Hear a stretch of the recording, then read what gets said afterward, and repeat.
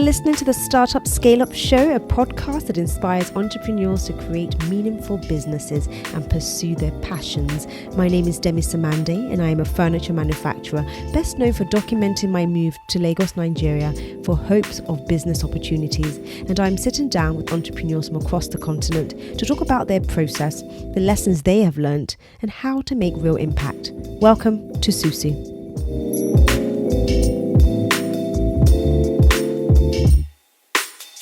My guest today is Demola Sule, the founder of POWERVIEW Group, a contemporary group of businesses comprising of POWERVIEW Real Estate and Construction, POWERVIEW Logistics and POWERVIEW Gas. Is not one who feels intimidated when it comes to running multiple businesses simultaneously. He is doing it and doing it well. And may I just add that he's doing it with all the swag in the world. Are we still dabbing? Are we still allowed to dab? Yes, we are. I'm so outdated. Don't worry, it's not. I don't even think what I did was a dab, but you know, whatever like it was, it exposed. Do what us. makes you happy.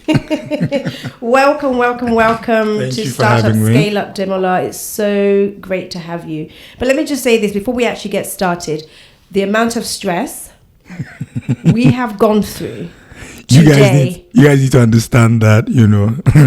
Like when they say a lot of stuff happens behind the scenes that you don't see. Okay, so we were meant to start at 11. Yeah, this is now what? It's almost like basically 10 minutes to 3. So we've been trying to start since 11 o'clock. Mm-hmm. Devastating.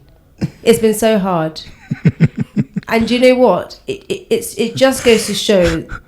She was trying to order an SD card from eBay.com. to get to us on time.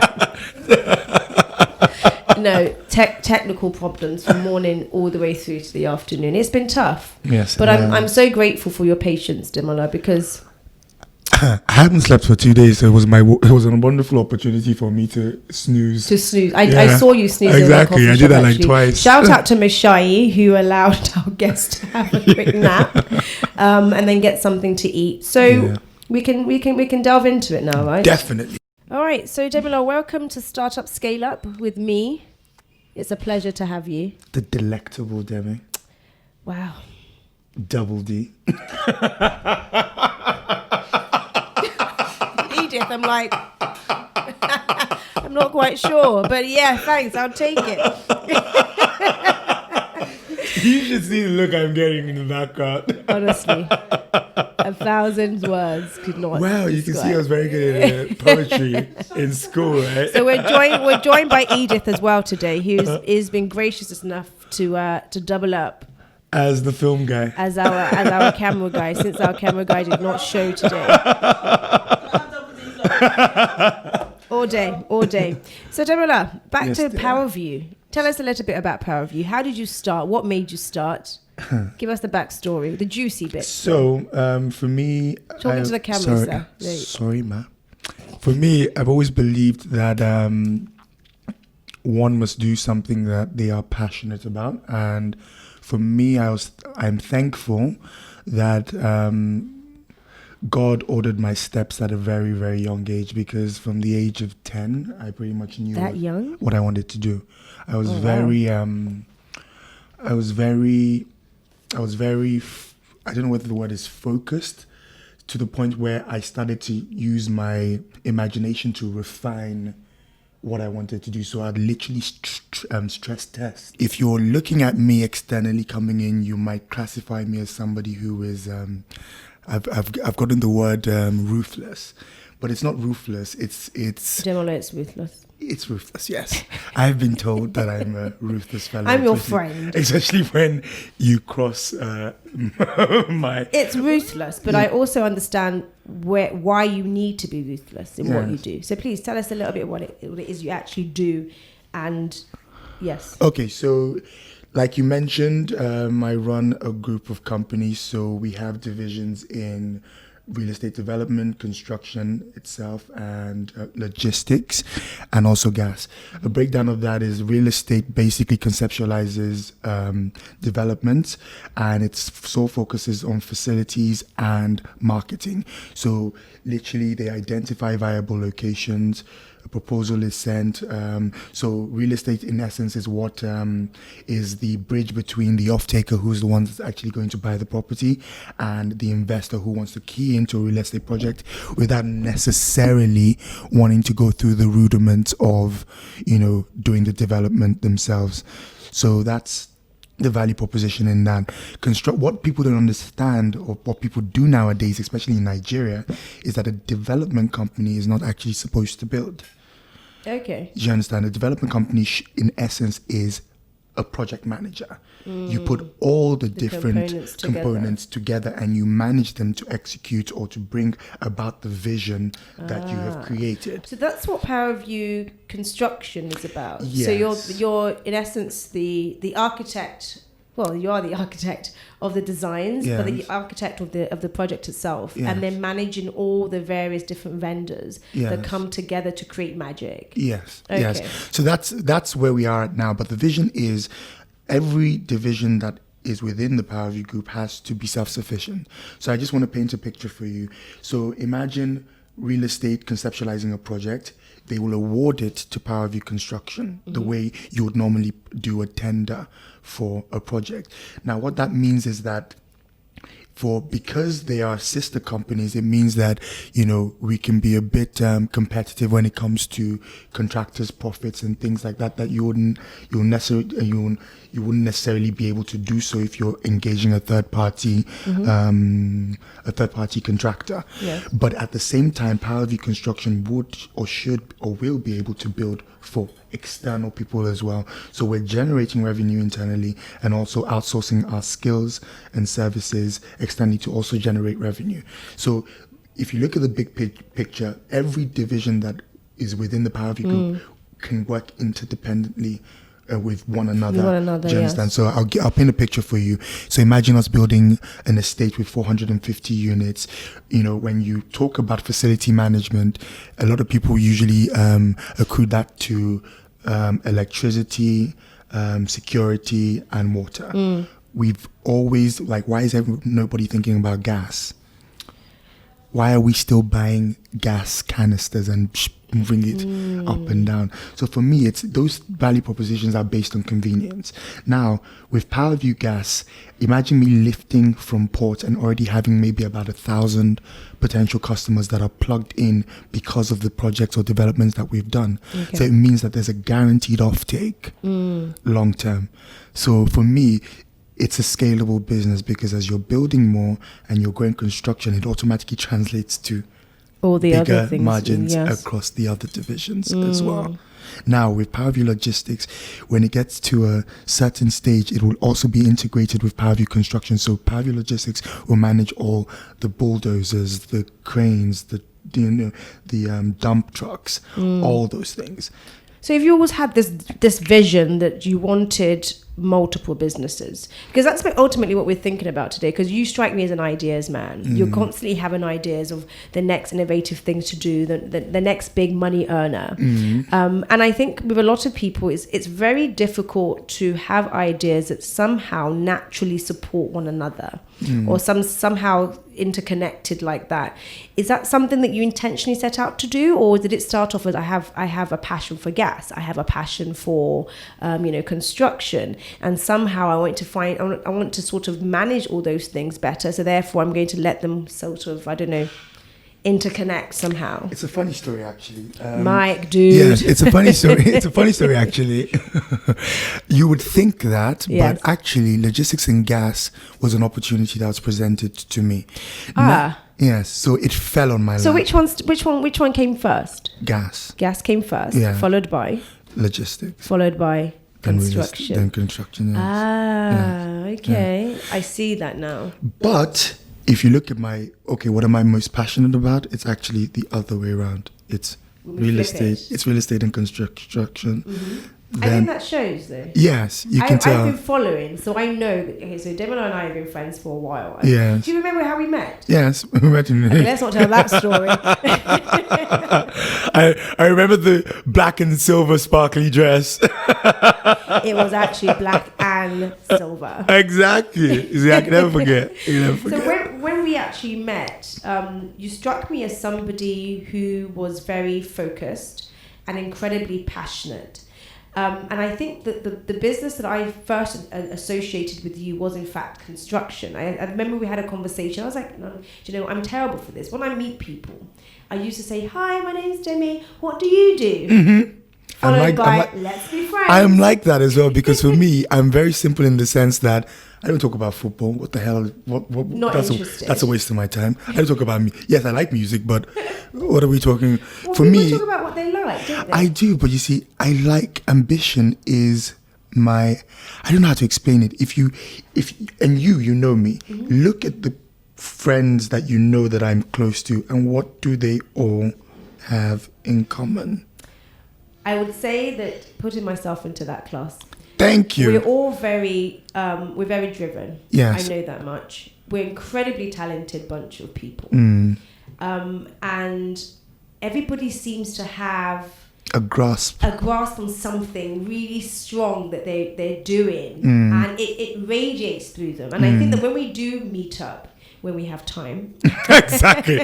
That's the key point. When we do meet up, I think naturally we always want to have those conversations about what we're all doing, some of our challenges. And this is one of the conversations we had, is the reason why I started Startup Scale Up, because I wanted us to really look at those topics we've been talking about on our sort of casual meetups and just delve in a little bit deeper and recording them so that other people could benefit from them. Because I do feel like our group of friends have an awful lot to share. The stories are amazing. The journeys are beautiful to watch, and it's all very exciting. You know, so I think back to what I was saying about the construction, that's the one that I feel in our conversations is what radiates out of you the most. It is. I think gas is fantastic. Well, when we're talking about the money. Yeah. But gas pretty much paid for everything. But I think the construction definitely does shine through. So I think when people are sort of thinking about their business ideas, and you have a multitude of ideas, how do you juggle not just the businesses, but the different scales of the passion that you have for each one of them? How do you manage that? So for me, anyone who knows me or who is connected with me from a business standpoint will know that I'm very, very big on structure and processes. It's almost borderline an obsession. And I'll tell you why. You see, you know, we had a conversation before we started this podcast, and I said, take out the comment about what books do you read? I learn by seeing, by interacting. You will see that I'm always observant. You could see something here, and I'll see something that no other person is seeing, because I will look in detail. Like anytime I enter a building, you'll see me scanning the rooftop. You'll see me scanning the floor. That's like really I want sofas. Yes, do you understand? Because that's where I get my knowledge from.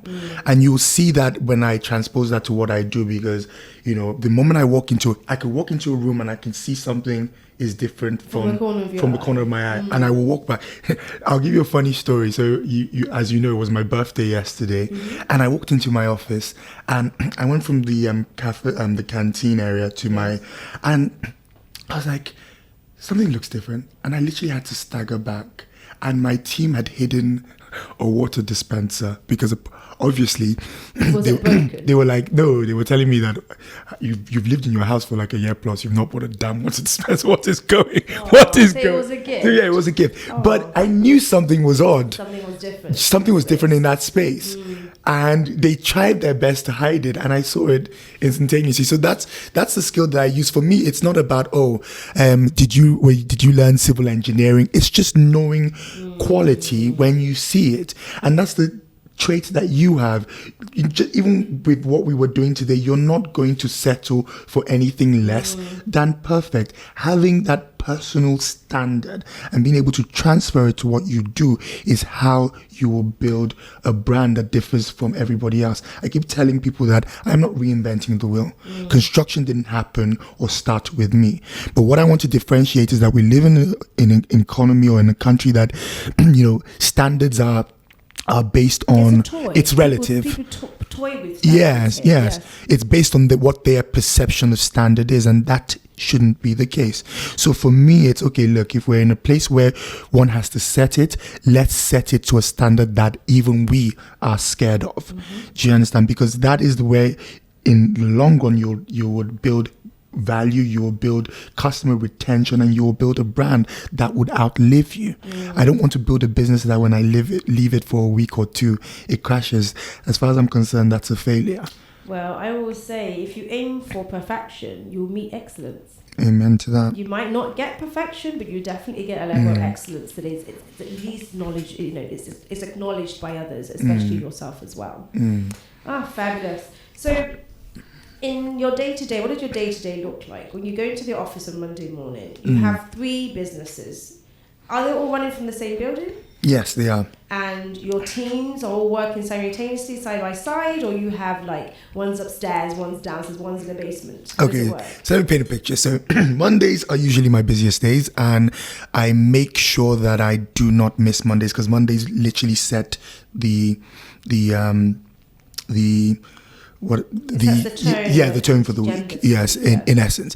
So what usually happens is that construction, because you're constantly building, we have a satellite office that's on site.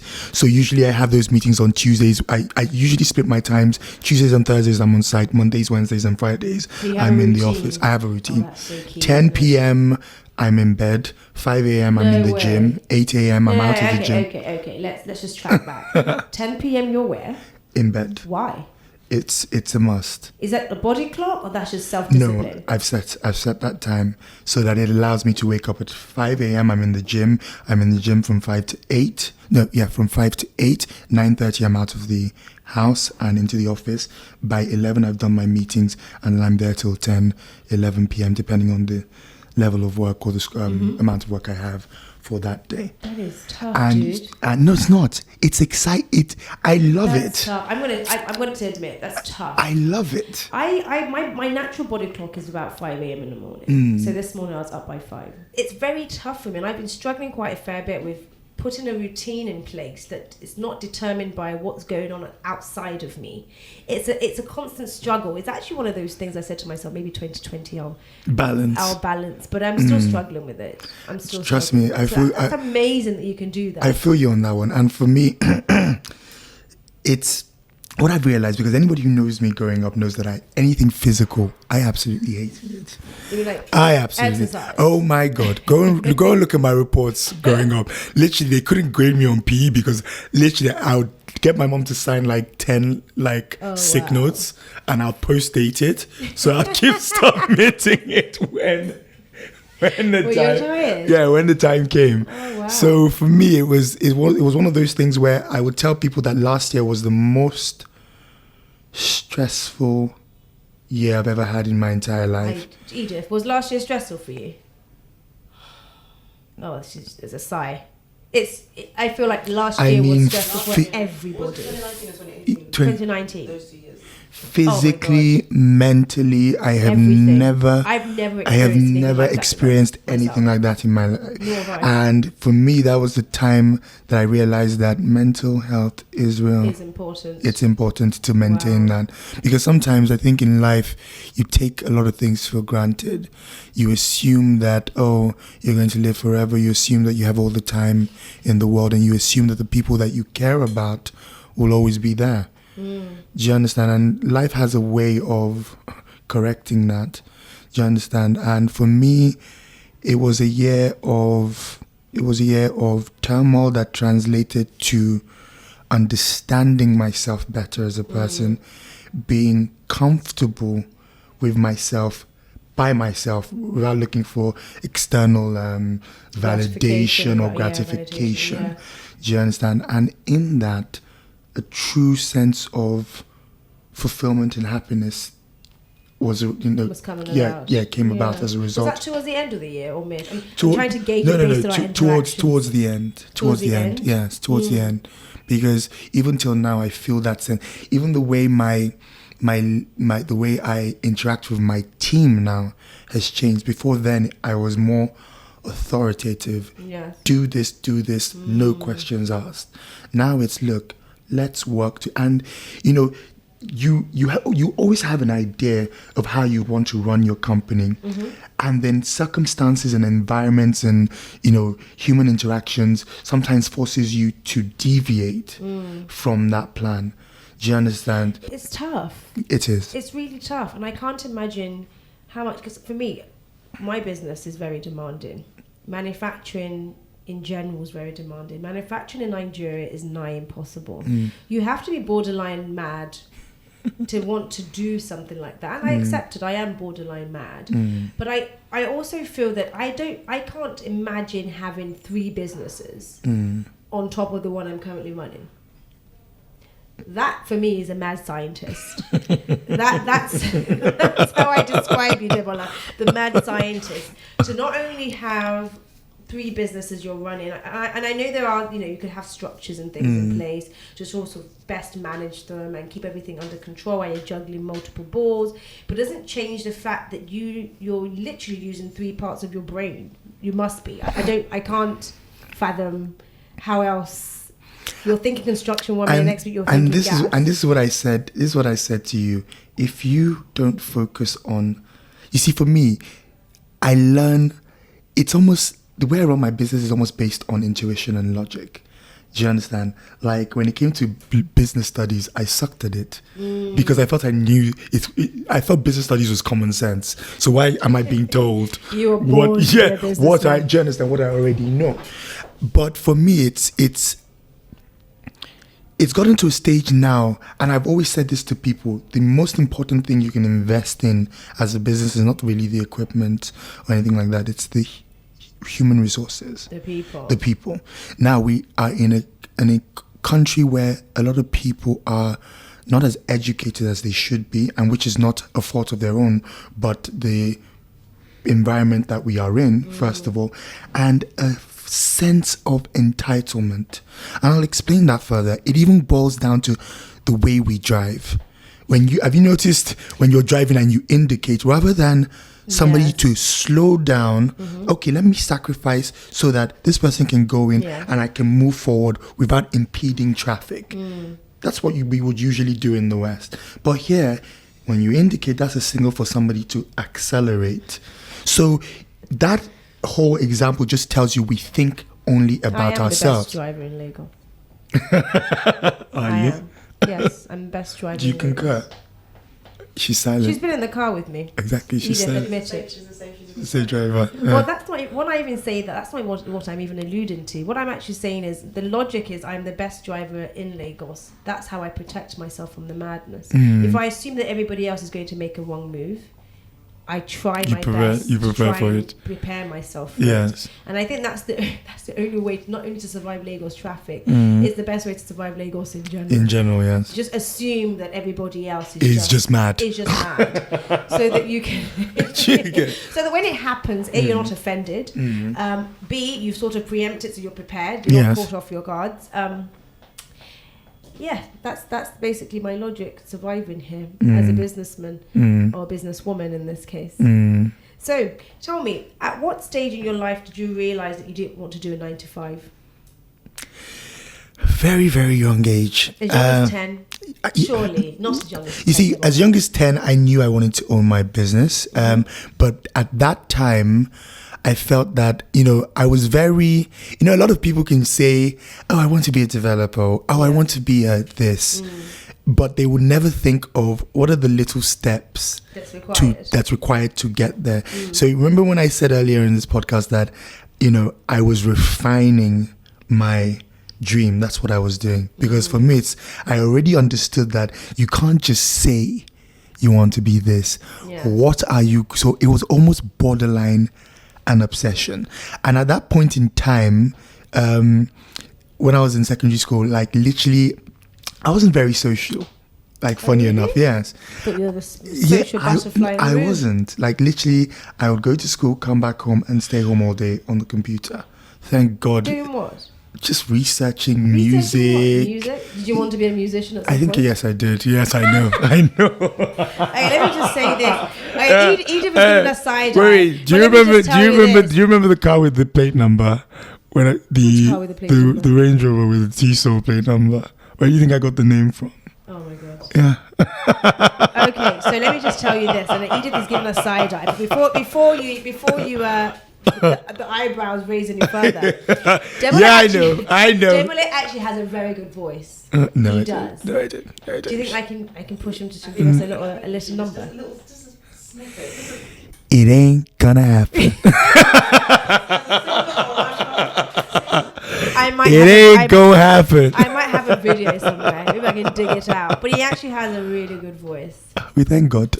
I think you did one video once though, didn't you? There was a video you did. I can't confirm or deny that. I can't remember. Maybe that was my brother Kende. Alright, so at 9-10 years old, you felt that you were self-assured enough to know what you didn't want. But did you know exactly what you wanted to do? So then I knew I didn't want to be poor. First of all. Okay. Secondly, I knew that I was interested in property. Do you remember that show in the UK, Property Ladder? Oh, don't tell me you used to watch that. I watched Was you that. binging that? I binged every single, do you know what? every Daytime TV single in the episode. UK that I just I don't know what the presenter. It was a woman. I can't remember her name, but that was like my. Do you remember her name? By force. Location. Yeah, Oh my God. Oh, but location. Yes. I binged that, not by choice. When I left my job, I tried to figure it all out. Daytime TV in the UK can make you feel like such a waste man. Makes you feel like Do you remember TM? Was it TMZ or TMZ? Fabulous? Was it TMZ or there was TMZ is American. No, not TMZ.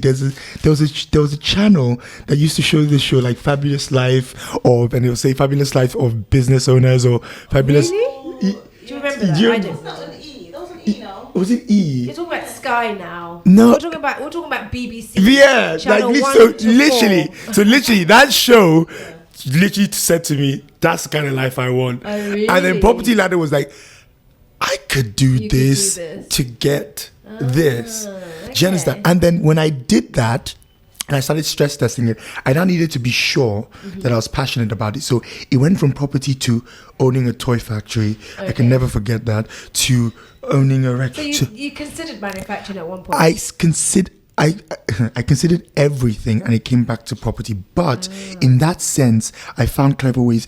You know, a lot of people see PowerView as they're just building properties. That's the start. We want to go into manufacturing of building materials so that our cost of production will be much lower than the average developer. But then also we're supplying the nation products that are manufactured in locally. Nigeria. Fantastic. So out of all the businesses, you said that it's property. Mm-hmm. If you wasn't doing any of your 3 businesses, would you consider being an artist? I gave it a time frame. Give us a number now. I gave it a time frame. I don't even think I can do it anymore. Of course you can. You were singing in here like less than an hour ago. I can't do it. He was serenading the Jesus. mic. Okay, let's try and do this. I love the Lord. He heard my cry and pitied every groan. Long as I live. That's all you're gonna get. Thank you. Do you know what? I'm surprised. Can't believe you got me to do that. Honestly, oh my god. It's the eye. I know. Yes, You're quite persuasive, aren't you? Can I always get what I want? Honestly, if I wasn't manufacturing, I'll be doing sales. I was. Do you know what I was going to say? As I said, please let's set up a market. Please, guys, I just busy, bro. I was actually doing sales for a very long time. Well, not a very long time, about a year before I decided to go into manufacturing. But it wasn't my passion, so yeah, it's the same thing with me. A lot of people say I'm very good at marketing, but I'm not. It's not really the thing that gets you up in the morning. Yes, right? and I can only sell something that I'm passionate about. I hear you. All right, so in terms of juggling, just so we've got listeners out here who are considering business ideas, and like most of us have multiple ideas all at once.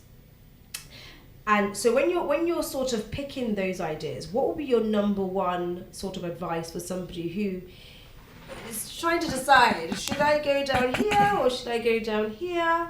Can I sort of jump into it at once, or should I sort of, how would you advise that they go about it?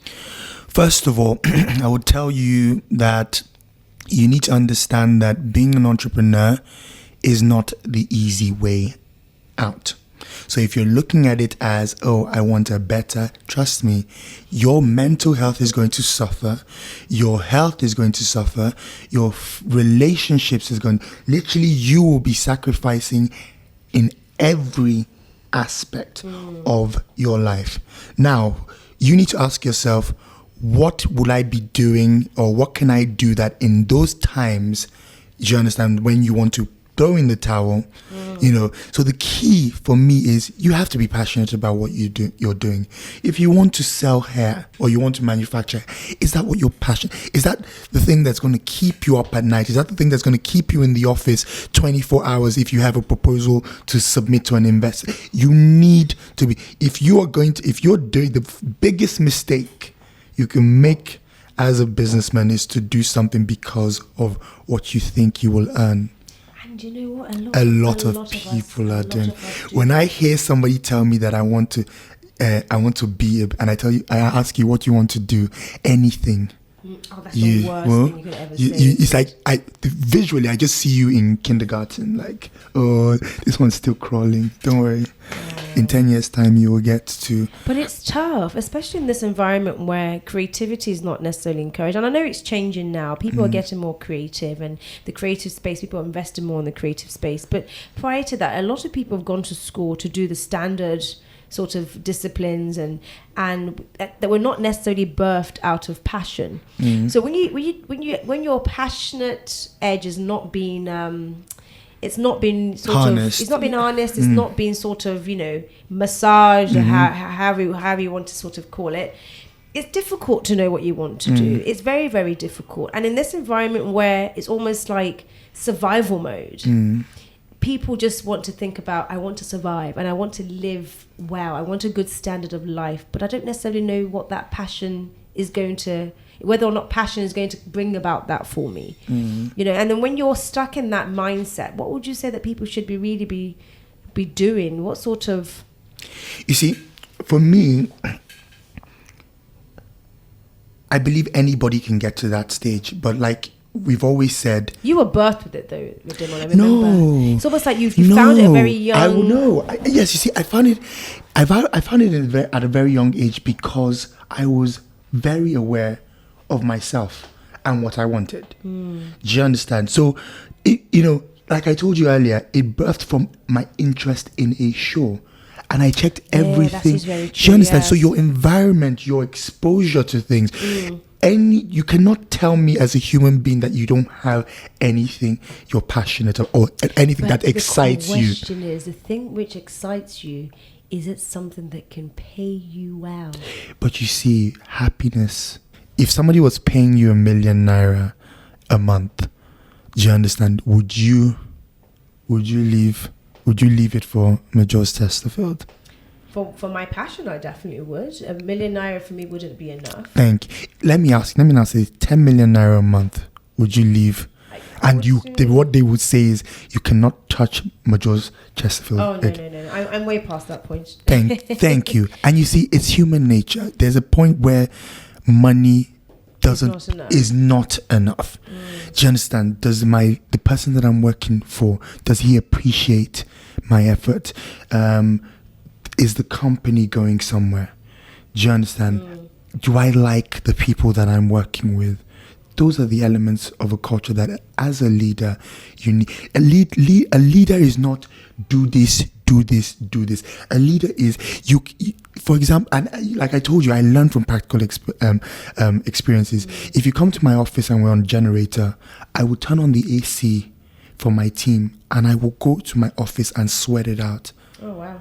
Do you understand? You don't have an AC in your office? No, because you can't turn on a certain yes. Do you understand? You can't have it yes, places. yeah, and like.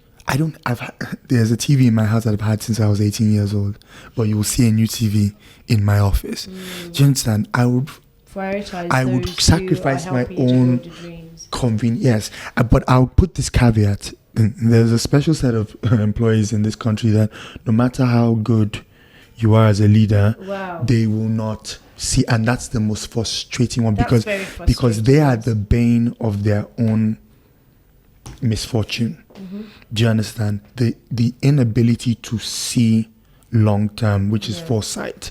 Do you understand? And I think that is one thing we need to change as a society for us to be more productive, because we keep screaming we have 180 million people.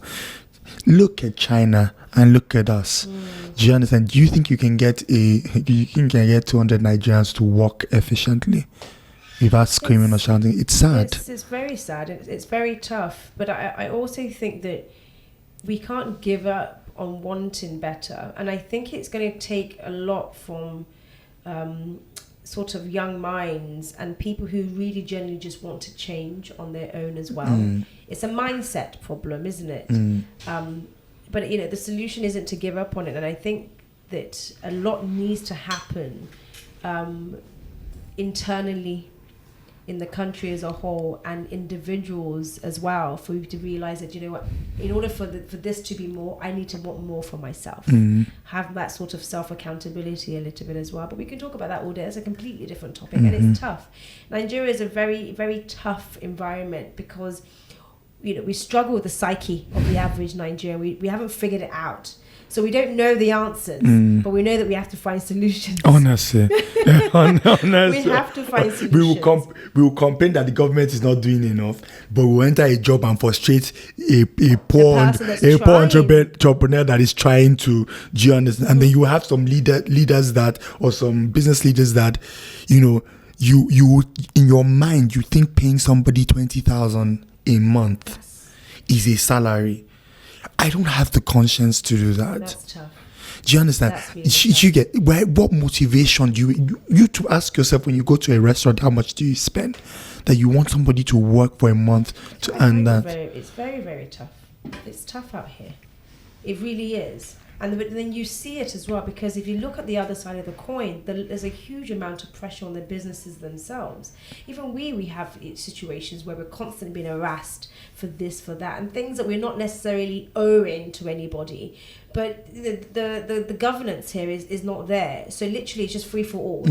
So when you have such heavy pressure on businesses, you have such heavy pressure on workers themselves with low salaries and low pay and things of that nature, you don't know which one is the problem and which one is the solution. Do you pay more and you run the risk of the businesses not being able to survive, or we just don't know the answers, but we know that we have to find solutions. But it's ridiculous expecting somebody to survive in such a low wage. What's the current minimum wage? Is it 18? I think it's like 18 now. It's still 18? No, I think they increased it to 20 something, but even if you increased it to 50k, come on, we know our own lifestyles. 50,000 naira to survive, to feed a family, to run a household. So I just spent 20,000 in your You just spent 20k in Mashai, you're just buying food. It's tough out here.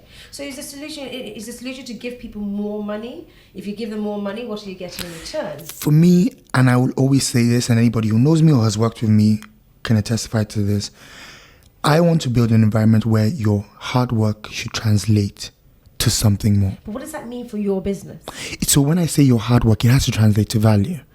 Now the difference is, like, like I mentioned, having your own standard. Do you understand? My standard is that I want to build a team of entrepreneurs, aggressive, dogged people. Do you understand? That want to change their lives, that are not saying that because they are a victim of being born in a less privileged. No.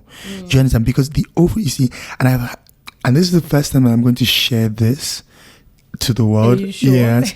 But you see, the vision of my business or my legacy is to build a business that can literally finance an educational establishment for the needy, a school that will rival the best private school in the world, but admission is solely based on gift, talent. Do you understand where you are?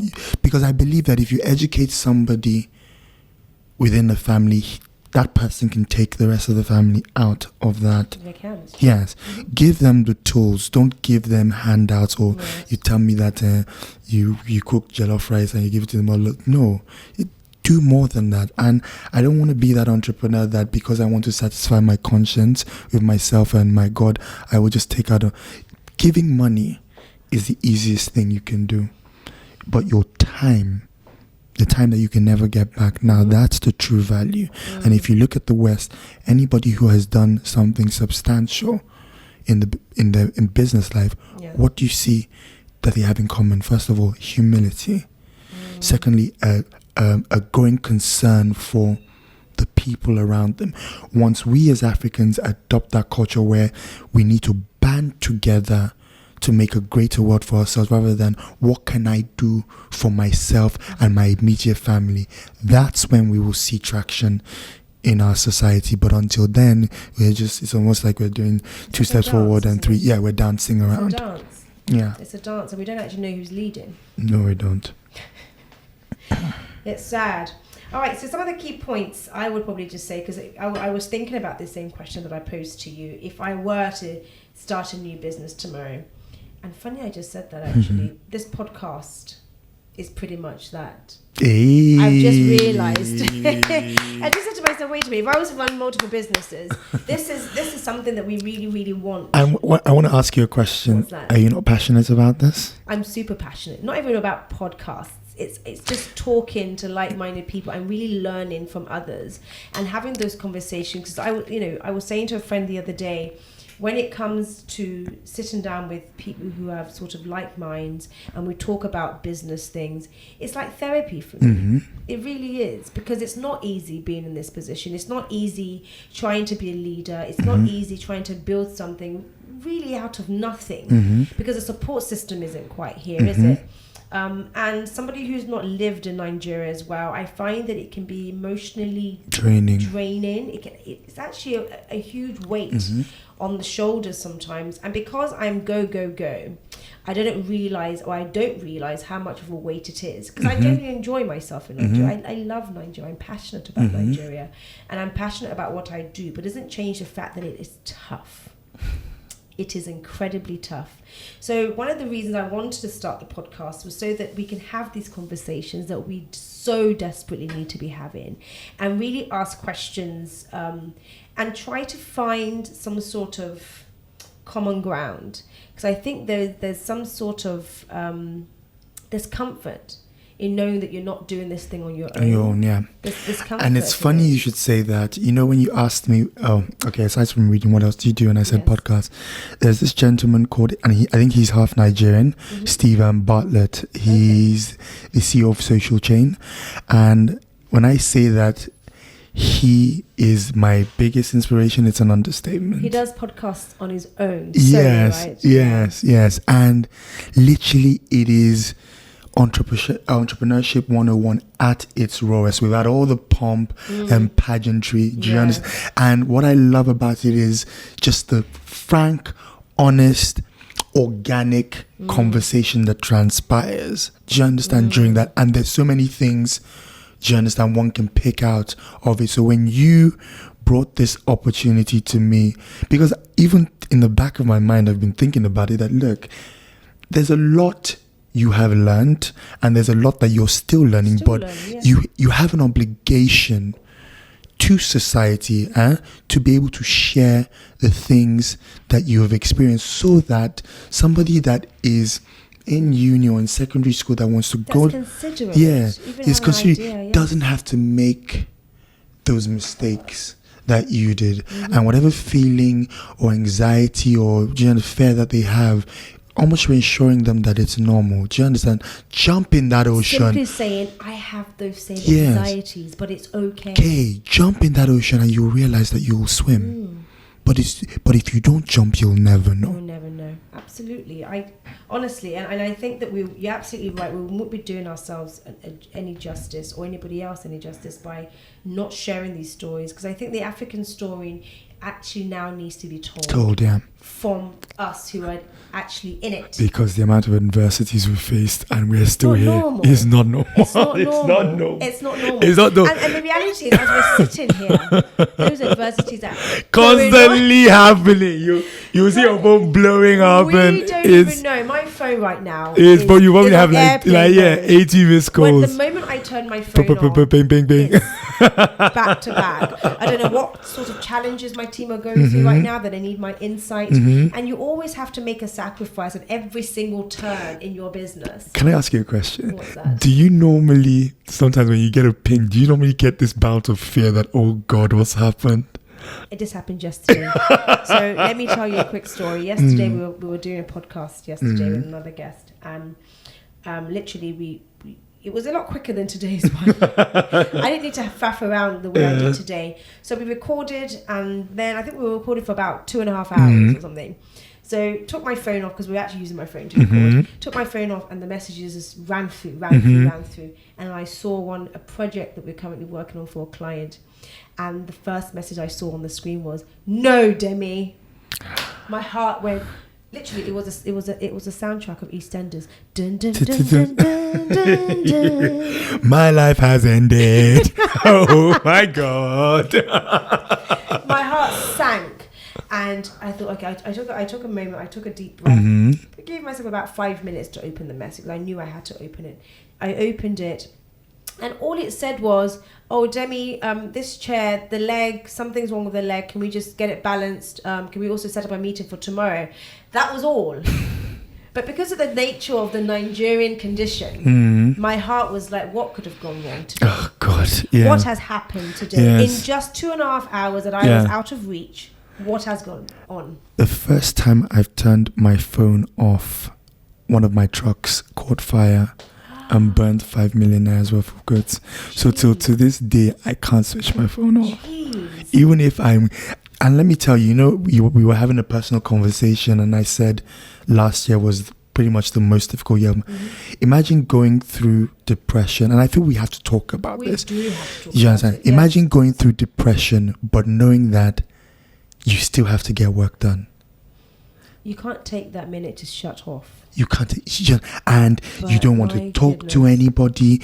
You understand? You don't, but you know that you have deliverables, and you know you have clients that will not hear. And your reputation depends on it. And you know that this is your life. So literally, it's almost like you have to separate yourself in two. Still autopilot. Do the work in autopilot, but deal with this. Pray. Do you understand? This part of your I know the feeling. And when I came out of it, I said, okay, I think God has just showed me that this is what I was really meant to do, because I'm telling you that this is not just mild. I mean, it was constant. Wow. For a whole year, Demi. And people don't actually realize the anxiety that comes with worrying about, can I keep my promise? Am I going to deliver? I don't want to be one of those employees that you hear about 3 months of not paid salaries, 6 months of not paid salary, because I don't want to have these people disappointed. Because when you tell people that you cannot pay their salaries, it's not the same as, let's say they're in London, for instance, a credit card society. You say to somebody in London, I can't pay your salary. Oh, what do you mean? I mean, even mentally, I don't think I can do that. It's awful. It's awful. And it's terrible, because for them it's life or death. And it's one of my biggest fears. And it's right, it should be. And I think it should be one of the biggest fears for the majority of employees in this country. And unfortunately, it's not. And I'm telling you, Demola, I would rather die than be one of those employers who just wants to use people and don't think it's the correct thing to do to enter your account and pay people what you owe them and still expect them to give you their best. It's wrong. It's absolutely wrong. But at the same time, we understand we get so close to it every single month. And the anxiety grows every single month. Is there a month that you've never been close to? It's never a month. But then you look at it and you're like, I've been doing this shit for. But I've been doing this shit for 10 years. That's the crazy part about it, isn't it? Every single month you have a pattern of worrying about it. Yeah. But then you look back, you've never missed a month. You never missed it, yeah. You've never missed it. So what are you worried about? And I think it's because of that worry that almost keeps you scraping at the bottom of the sofa looking for those coins that make sure that you don't get comfortable with not paying people. Because the moment you get comfortable with, that's it's fine, you're alright, then it becomes a norm. Then it becomes a norm. You miss 1 month by 5 days. The second month you miss it by 10. Third month you miss it by an entire 3 weeks. And then it starts becoming a habit because you know those people will still come to work because they have no choice until they find something better. They're still going to come. And the culture in Nigeria is people are comfortable with owed money. So because they're comfortable with owed money, they don't like to leave prematurely because they believe once they leave, they'll never see that money. So they keep coming, which is further perpetuates that bad culture of but then it's almost like slave. But you see, for me, I'd rather have a staff that is excited to be in work and giving their best than having one that will not be as productive but is there because he doesn't want to lose that money. Yes. The business will lose in the long run. It's awful. So back to the question of what comes first. Do you pay people better? Or as an employer, do you try and do better? Because there are instances where people do take advantage of employees who are trying to do better. I have my stories, And for me, that's why we're in the position that we are in. It's almost basically having the skill to see bullshit. Do you understand? And I always say this. Sometimes I miss it. Oh no! Sometimes I miss. It's a growing concern. You will keep You will keep refining it as you get along. One thing I tell people, I say, when you come to me, I can tell when somebody comes or wants to be in my life because they want something. And I think maybe my appearance gives the perception that I might be somebody that could be easily manipulated because I don't look because you are yellow. Yes, or something like that. I always look at them like, you have no idea. It's an experience. Oh, you have no without idea. The markings. You have no idea. Yeah. That's what I'm going to say. But if you're listening to this, I can spot you 10 miles off. Not even a mile. Oh wow. So how would you think mum and dad would describe what you do to others? I know they're very proud of it. And for me, I believe the reason why you will notice that me and my sisters are like this is because of the environment we grew up in. And I noticed. Yes, I'll explain why. We had parents that sacrificed everything for us.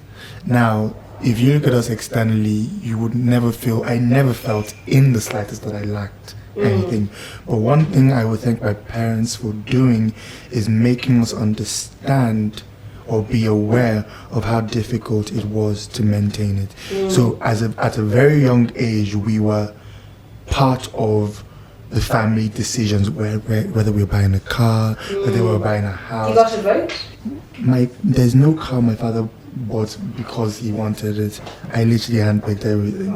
So it's almost like I got to play boss before I actually. From a young age. Yeah. That makes a lot of sense. You understand? I look at it in the sense that I went from driving 2 Range Rovers, a Jaguar, to ended up buying a Camry for myself. Yes. So that shows you that. So daddy's cars. Yes. He's pretty much adopted that. Yeah. Yes. I remember one of those. Yeah. Was it a Lexus? No, it was a Jaguar XF. Yeah. Okay. Do you understand? So, but you see, I never let those things determine. So, there are some people that if they're driving a G-Wagon, they can't downsize. They can't down. Yes. I can downsize to a Picanto if that is what required. If that's what's required. And if you're going to judge me because of the car I drive, I pity you. Do you understand? That's what I'm going to, because I know my worth and I know what is about, and what is about, and what will happen. One of the sacrifices you have to be willing to make. Yeah. And a lot of people don't talk about this, do they, in entrepreneurship? No, because a lot of Nigerians base decisions on superficial things. What he's wearing, what watches. No. Yeah. If I notice as a person you're like that, we can never be more than acquaintances. But did you find that we're surrounded by a lot of these people? Oh no, we are left, right, center, upside down. How do you manage it as an entrepreneur? I mean, you know that in your day-to-day interactions, you have to deal with these people. A lot of them are even our clients. Let me tell you a story. Mm-hmm. So when I was considering moving to Nigeria, I have quite a big family, and some of them who grew up in Nigeria, when they heard that I was considering moving here, and I like fashion, but I'm not swayed by, I'm not led by it. Mm-hmm. I like classic things. I'm not led by what's trending. As you can see, my summoner today. This dress is like 6 years old. So for me, when I was considering moving here, I was schooled in the Nigerian way. I was told, Debbie, don't go to Lagos with this all your ripped jeans looking like as if you don't have a household. Because in London, you dress down. There's nobody. You're not trying to impress anybody. And I consider myself a hands-on carpenter. I'm dressed well today, but my normal days: t-shirt, ripped jeans, trainers. I'm working in the factory, right? That's my regular look. So, but moving to this environment, I was told that can't fly here. Let me tell you, I'll give you an idea of how well I know you. I met you around the time you moved back, right? Yes. You were tempted to conform to Nigerian society, and I think after like 2 months, you took off the weave. You went back. Oh my goodness! And anybody that is a true definition of a friend will notice. I knew, because I didn't know your background then, but you see this. You now saying this makes sense. It was such a real moment for me. Mm. Literally before I left London, my cousins took me shopping. We went to go and buy all the right stuff. They said, you can't do jeans and t-shirt, you have to wear pop out or something. They picked up my handbags I was going to be carrying to go meet clients. They did all of that for me. When I got here, they're like, okay, you need to get a car, we need to get you this car, you can't be seen using this car. I was just like, this is a bit much. You asked me how I deal with it. I exploit it. Do you understand what I'm saying? Because I know the clients that I should take a Range Rover to. I know the clients that I can take a Camry to. So it just made me more astute. What is this person? So I can literally put them in a box and play Nintendo with them. And the only thing that is saving them is because I have a conscience. And the further you go in business, I find that you just have to find your clan. You just have to find your people. Not everybody will get you. Everybody won't get you. And I find that as I'm going through business, I'm getting more and more comfortable with, this is who I am. This is my hair every single day. It grows from my roots. It is mine. And when I want to change it, it will be my decision. If I want to buy a car, it's not because that's what everybody's buying. It's because that's what I want. Well, actually, I will buy the car because the road is bad.